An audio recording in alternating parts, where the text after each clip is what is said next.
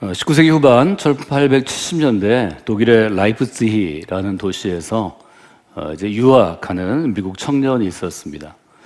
이 청년은 특별히 바흐를 굉장히 좋아했는데요.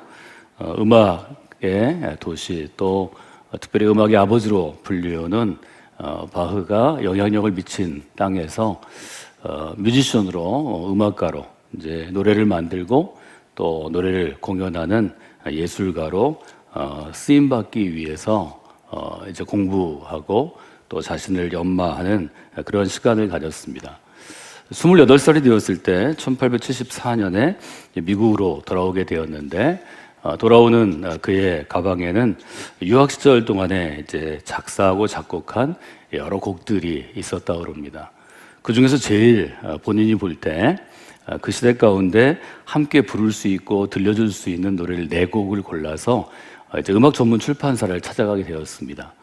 중세로부터 근대에 이르기까지는 음악 전문 출판사들이 악보를 보급하고 그 곡들이 이제 널리 알려지는 이제 그런 패턴을 따라갔다고 합니다. 출판사 사장에게 자기의 곡을 보여주고 검토해달라고 그러고 출판해 줄 수 있는지 그렇게 문의를 했습니다. 이 출판사 담당자가 곡들을 보고 나서 그에게 4곡 정도를 이제 출판하자고 했는데요. 이 청년이 요구한 것은 그 당시 가치로 $100 정도였습니다. 출판사가 볼 때는 처음 이제 곡을 내는 것이고 또 실패할 확률이 크니까 $25, 4분의 1 가격에 이 곡을 출판하자고 서로 논의를 했는데 이 청년은 그만 자존심이 상해서 뛰쳐나오고 말았습니다. 결국은 본인의 곡을 세상에 내놓기 위해서 일종의 자비로 이제 악보를 출판하게 되었는데요. 정말 다행스럽게도 또 하나님의 은혜로 그 중에서 Gathering Shells from the Seashore라는 곡이 좋은 반응을 얻기 시작했습니다. 그래서 악보가 많이 팔리고 사람들이 부르기 시작하고 이제 알려지기 시작했는데요. 음악적인 재능, 가사를 쓰고 곡을 써서 많은 사람들이 좋아하는 또 인기를 얻으면서 이 재능이 하나님의 영광을 위하여 쓰임 받아야 하는 것은 아닌가 하는 영적인 부담이 그의 삶 가운데 자리 잡게 되었다는 거죠. 바울은 이 부담을 뭐라고 표현했는가 하면 부르심의 소망이라고 표현합니다. 즉 하나님이 나를 복음의 사람으로 부르시고 이런 재능을 주셔서 다른 사람보다 더 앞서 나가는 탁월한 인생을 살게 하실 때 부르심에는 어떤 하나님의 뜻과 기대가 있다는 거죠. 그 하나님의 기대를 충족시켜주고자 하는 어떤 나의 마음 또 그것들이 나에게 부담이 된다는 거죠. 바울은 에베소 1장에서 그 제자들과 에베소 성도들에게 이렇게 기도하라고 분명하게 도전합니다. 하나님께 이렇게 기도하셔야 합니다. 첫째, 지혜와 계시의 영을 주시기를 원합니다.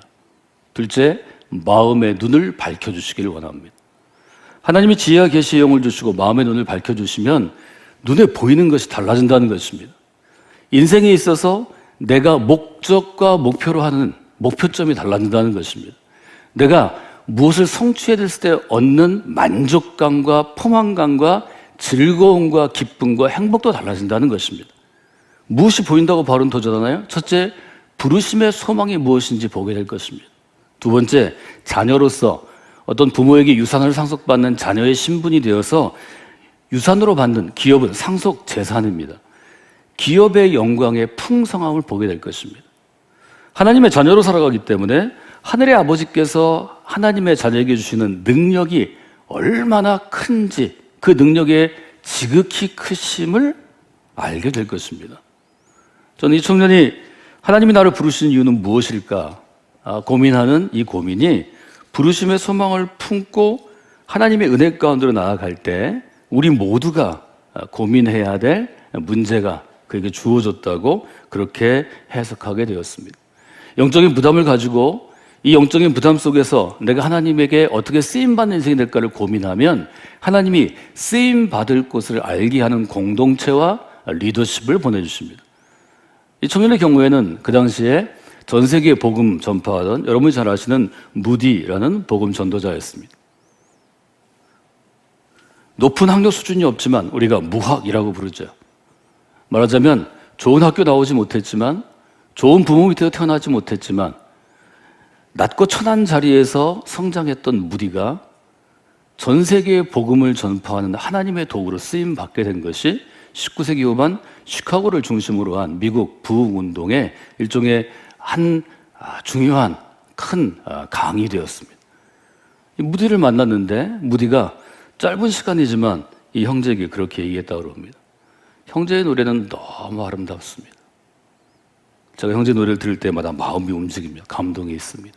그런데 이제부터는 사람들의 마음과 영혼을 어루만지고 축복하는 더 아름다운 노래를 좀 쓰면 어떨까요?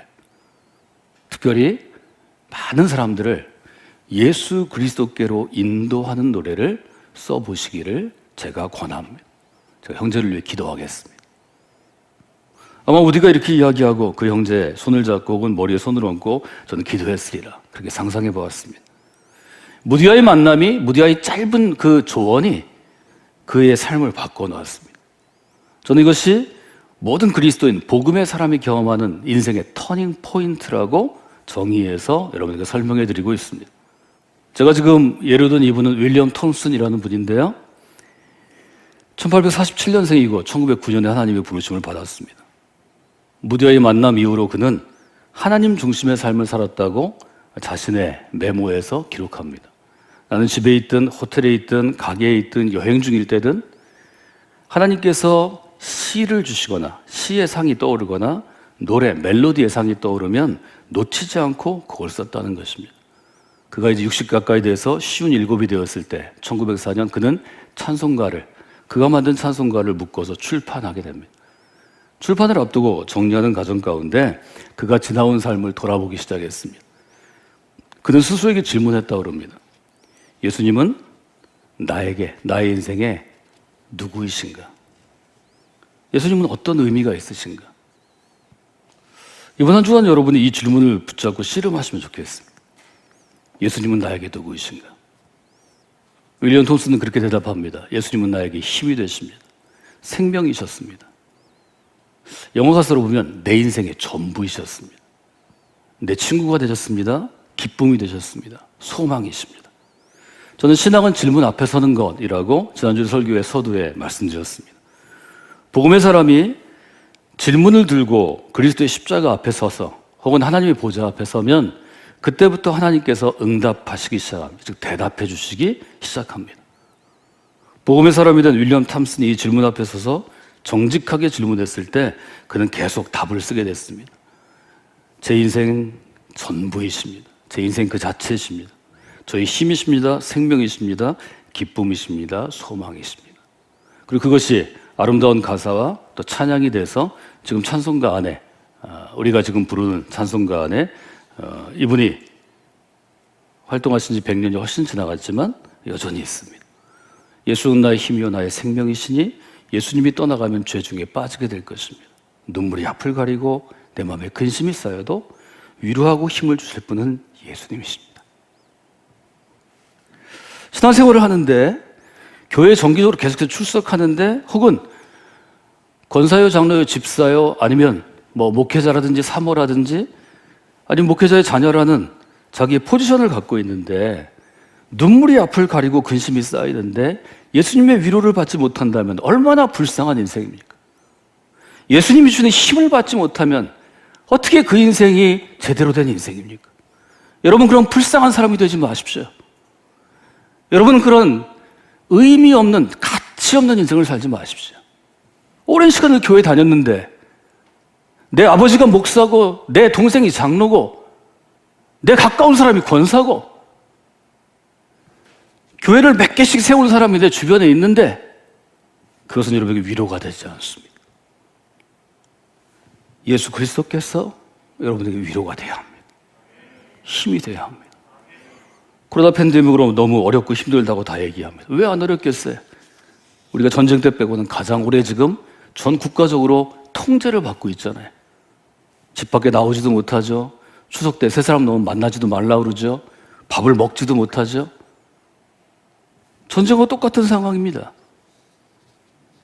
이때 여러분이 예수께서 나의 힘이요 도움이요 생명이 되시는 것을 체험하지 못하면 우리 신앙이 무슨 의미가 있겠어요? 우리가 이런 아름다운 교회 안에서 신앙생활을 하는 게 무슨 의미가 있겠어요? 저는 여러분들이 분명하게 답하는 분들이 되시기를 원합니다. 저는 복음의 사람이 되면 하나님이 주는 분명한 선물이 로마서 5장에 3가지 밝혀져 있다고 여러분에게 말씀을 드렸습니다. 여러분이 3가지 선물을 다 누리는 분들이 되셔야 합니다. 한 가지라도 부족하면 누릴 수 있도록 여러분의 생각을 바꾸고 마음을 바꾸고 믿음을 새로 세우십시오. 첫 번째는 어떤 선물인가?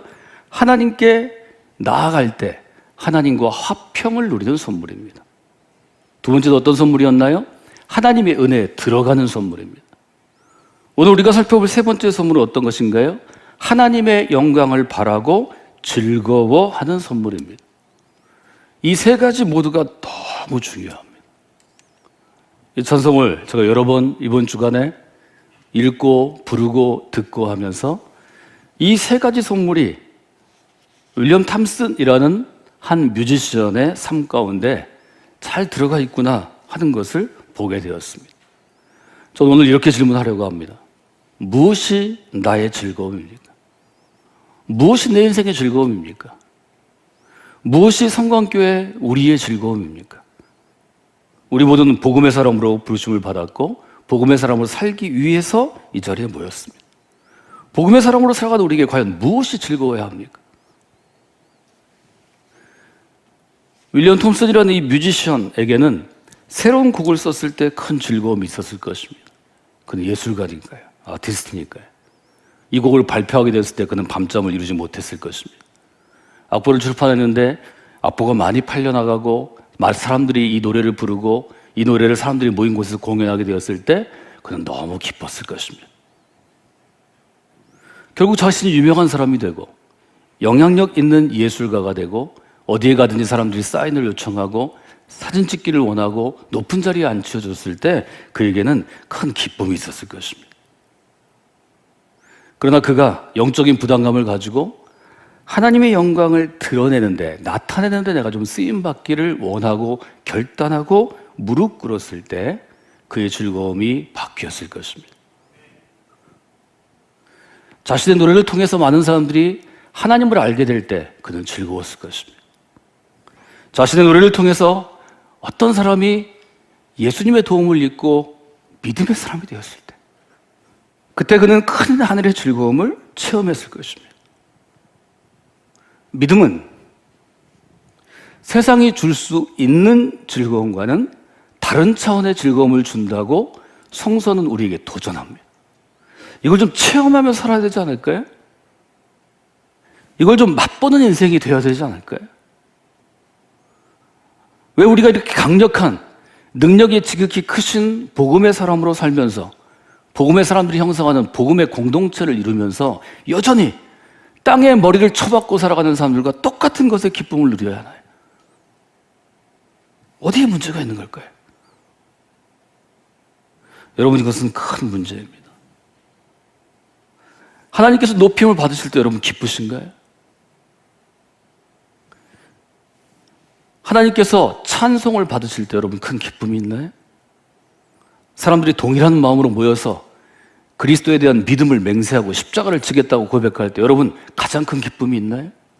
어디 여러분의 즐거움이 있습니까?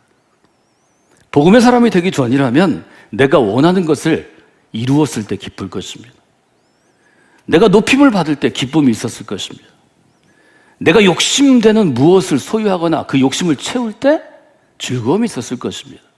이것을 저는 나 중심의 종교인이라고 분명히 말씀을 드렸습니다. 복음의 사람이 된다는 것은 하나님 중심의 사람으로 변화되는 것입니다. 하나님이 원하시는 것을 이루었을 때 그것이 여러분에게 기쁨이 돼야 합니다. 하나님께서 높임을 받으실 때 그것이 기쁨이 돼야 합니다. 하나님께서 찬양을 받으실 때 그것이 기쁨이 돼야 합니다. 그럼 우리는 본질적인 질문 앞으로 다시 돌아갑니다. 바울이 로마서를 열면서 로마서를 쓰면서 로마서를 우리에게 주면서 질문하죠. 당신은 복음의 사람입니까? 율법의 사람입니까? 무엇이 나의 즐거움이 됩니까? 할 때 무엇이 즐거운지를 여러분이 나 중심과 하나님 중심으로 나눠보면 내가 복음의 사람인지 율법의 사람인지가 분명하게 드러납니다. 바울은 한 발 더 나가서 이 즐거움을 언제 느끼냐를 묻습니다. 이것이 지금 1절, 2절을 지나서 3절, 4절, 5절, 6절로 이어지는 일종의 바울의 논리의 흐름입니다. 이 논리에서는 따라갈 줄 알아야 되죠. 저는 3절과 4절을 이렇게 질문으로 바꾸고 싶습니다. 바울은 여러분에게 묻습니다. 환난이 너의 즐거움인가? 아주 분명히 묻습니다. 환난, 들립시스라는 헬라어인데요. 환난이 그대의 즐거움입니까?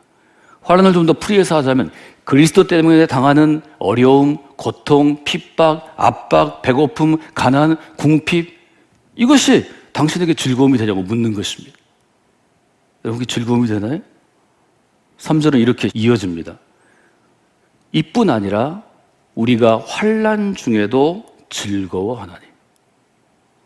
바울은 아마 환난의 문제를 가지고 씨름했던 것 같습니다. 일종의 환난에 대한 태도라고 볼 수 있습니다. 환난을 좋아하는 사람이 누가 있겠어요? 저도 환난과 시험과 어려움이 우리에게서 떠나기를 원합니다. 할 수 있으면 제가 하나님의 부르심을 받을 때까지 좀 환난을 덜 당하면 좋겠습니다. 환난이라는 헬라어는 뭘 의미하나요? 내 안에서 생기는 게 아니고 밖에서 생기는 외적인 환경에서 주어지는 게 환난입니다. 이 원어, 원래 헬라어 동사 그 어원을 따져보면 눌러서 짜내는 것을 의미합니다. 누르다, 짜다, 분쇄하다. 이 세 가지 기본적인 뜻에서 온 것이 환난입니다. 누가 좋아하겠어요? 그러나 바울은 늘 눌림을 받았습니다. 도망쳐야 했습니다. 유대교가 체포조를 만들어서 그를 죽이려고 잡으러 다녔습니다. 로마 제국에서 그는 미움을 받은 죄수였습니다. 바울은 스스로를 얘기할 때 사람들이 나를 누르고 짜내고 분쇄해서 맞기도 많이 맞았고 굶기도 많이 굶었고 죽기까지 맞았고 기절도 여러 번 했다고 스스로 고백합니다.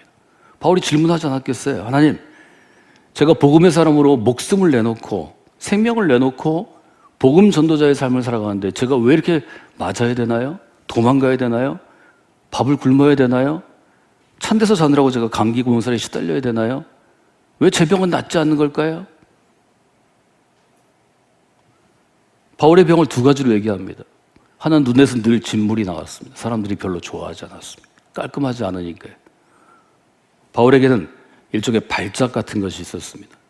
그래서 간질과 같은 발작이 아닐까 학자들은 추정하게 합니다. 하나님은 이것으로부터 바울을 면제시켜주지 않았습니다. 교인들한테 창피함도 당했습니다. 고린도에서는 당신은 목사가 아니라는 얘기도 들었습니다. 그럼에도 불구하고 하나님이 바울의 환난을 제거하지 않으셨습니다. 바울은 그렇게 질문하지 않았을까요? 하나님, 제게 있는 환난을 제가 어떻게 받아들여야 합니까? 환난을 어떻게 이해해야 합니까?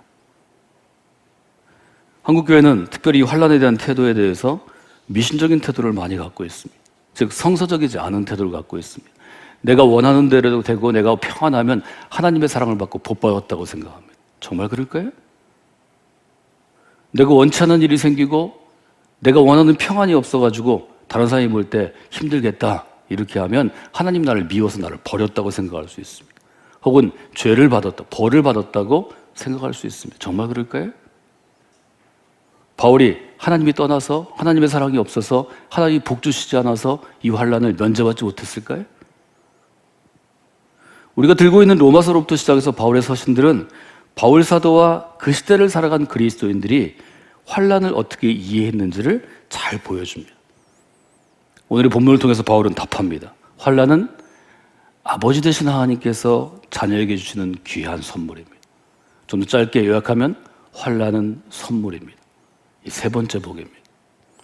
하나님의 영광을 바라볼 수 있기 위해서는 우리가 환난 중에 있을 때 하나님의 영광을 바라보게 됩니다. 너무 힘드니까요. 힘들지 않으면 하나님의 영광을 보게 될까요? 여러분 힘들지 않으면 새벽에 기도하러 안 나오시잖아요. 여러분 힘들지 않으면 매일매일 성경 붙잡지 않잖아요. 힘들지 않으면 대충 교회에서 하는 일은 지나가잖아요. 그러나 힘들면 너무 힘들어서 이걸 탈출할 수 있는 통로가 하늘밖에 없기 때문에 하나님을 바라보게 되어 있습니다. 그때 하나님의 빛, 태양처럼 빛나는 하나님의 영광을 보게 되는 것입니다. 그리고 그때 그 영광으로 인해서 즐거움을 얻게 된다는 거죠. 사랑하는 여러분, 바울과 바울의 제자들이 혹은 함께 신앙생활을 했던 로마서 16장에 등장하는 100여 명 넘는 200명 가까운 성도들이 신앙생활을 하다가 바울에게 계속 물어봤을 것 같습니다. 우리도 그런 때가 있죠. 신앙생활 하다가 이해하기 힘든 부분을 만나면 여러분 그때 어떻게 행동하시나요? 그때 교회를 쉰다든지 하나님을 부정한다든지 믿음의 길에서 떠난다든지 아니면 믿음의 생활하는 사람들 비난하고 거기서 멈춰서야 될까요? 저는 여러분에게 늘 도전했습니다. 신앙에 의심이 들고 의문점이 있고 질문이 있고 갈등이 있을 때가 우리에게 주기적으로 찾아옵니다. 이때는 어떤 때인가요? 하나님을 더 깊이 알아갈 때입니다. 즉 하나님이 주신 선물입니다. 우리 안에 의문이 있고 갈등이 있고 어려움이 있으면 그때가 바로 하나님을 제대로 알아갈 때입니다. 하나님께서는 왜 내가 지금 내 생명을 걸고 혹은 우리 믿음의 공동체에 속한 나와 내가 전도한 이 사람들이 믿음의 길을 걸어가는데 이 환난을 허락하셨을까? 바울은 그의 평생을 통해서 이렇게 답합니다. 이 환난 때문에 나와 바울과 나의 영적인 제자들은 인내함을 배우게 되었습니다. 이 인내는 나의 속사람과 내 믿음의 제자들의 속사람을 연단시키셨습니다. 그리고 그 연단이 나에게 소망이 되었습니다. 하나님께서 왜 생명을 걸고 믿음의 길을 걷는 우리들에게 환난을 허락하시는가? 그것은 인내를 배울 수 있기 때문입니다. 아니, 거기서 끝나지 않습니다. 인내가 우리의 속사람을 다듬기 때문입니다. 연단은 어떤 단어라고 제가 말씀을 드렸나요? 불을 통과해서 어떤 금과 같은 금속물을 갖고 있는 재료 광석이 불순물이 다 타 없어지고 순전한 금속, 순금이 남는 것입니다. 이게 연단의 과정입니다. 이 연단의 과정은 시간이 걸리기 때문에 견디고 참고 기다려야 합니다. 이게 인내입니다. 왜 견디고 참고 기다리나요? 연단한 다음에 금이 나오기 때문이죠. 이게 어떤 기대와 소망 아니겠어요? 연단과 인내와 소망은 삼각형의 꼭지점과 같은 것입니다. 바울의 일종의 트라이앵글, 바울의 삼각형입니다. 이 점을 제가 여러분에게 계속해서 말씀을 드렸습니다. 물론 연단은 최근의 영어 성경들은 거룩한 성품, 우리의 속사람, 인격으로 대부분 번역합니다. 캐릭터라는 단어를 씁니다. 그래서 저는 원래 헬라어가 갖고 있는 연단이 오히려 이 뜻에 더 잘 맞는다, 이렇게 생각하고 해석하는 성경 해석자 중에 하나입니다. 사랑하는 여러분, 평안한 생활을 하면서 우리의 속사람이 다듬어지기를 원하지만 그런 일은 잘 일어나지 않습니다. 평안할 때 우리의 속사람은 울퉁불퉁하고 우리의 속사람은 더 더러워지고 우리의 속사람은 주님 보시기에, 여러분 보시기에 별로 좋지 않습니다. 그러나 여러분, 복음의 사람이 환난을 당하면 속사람이 순전한 금처럼 불순물이 제거되기 시작합니다. 하나님께서 주기적으로 우리에게 환난을 허락하신 이유가 거기에 있다는 점을 여러분들이 배우시고 고백하시고 마음에 새기시는 분들이 되시면 좋겠습니다. 우리가 원든 원치 않든 코로나 바이러스로 모든 사람이 온 세상의 어려움을 경험하는 시대입니다. 저는 이때도 여러분이 선용하시기를 원합니다. 좀 잘 쓰임 받으시기를 원합니다. 이 환난의 시간에, 벌써 만 2년을 채워가는 이 환난의 시간이 여러분의 속사람을 연단해서 더 순전한 모습으로 하나님의 손으로 다듬어 가시는 귀한 하나님의 작품이 되시는 좀 그런 시간이 되시면 좋겠습니다. 저는 오늘 바울의 질문을 여러분에게 던졌습니다. 바울은 환난을 당하고 있는 자기 자신과 자기가 전도해서 복음의 손길로 키워낸 영적인 자녀들에게 묻습니다. 무엇이 너의 즐거움이냐?